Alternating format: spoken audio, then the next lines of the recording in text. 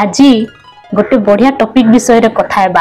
आग कहिल कहा का भाग्य रे हॉस्टल लाइफ था थिला भलो थिला कि खराब थिला, प्लीज मो कमेंट रे कमेंट करंतु। मु कहबी हॉस्टल लाइफ टा ना मो पई बहुत बढ़िया थिला, कारण hostel life is best life.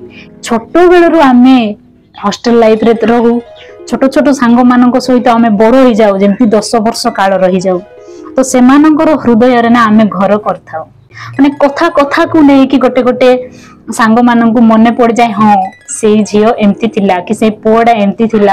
आमे झियो माने कोन करथिलु ना, जेते बेले स्कूल छुट्टी होबो सेते बेले गां को पळै कि भलो भलो मूवी देखुथिलु, भलो भलो गीत सुनी कि जाउथिलु। तापरे सांग साथी आमे समस्त बसी जाऊ, कथा हो, माने गीत भी गाऊ, लेखिकी मस्त की गाऊ, समस्त भयस हो न हो एन्जॉय करले हला।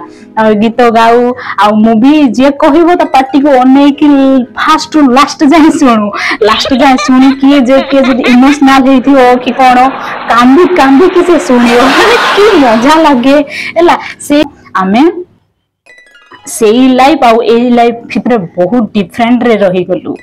तो प्लीज सांग माने मोर कहिवार अर्थ हैला, आपण मानकर छोटो बेलर सांग मानकू केबे भी भूलंतु नाही, सब बेले मने पकांतु। मो वीडियोटी एठी शेष करूची। प्लीज मो वीडियोटी को लाइक कमेंट शेयर करंतु आ मो सहित जड़ित रहंतु।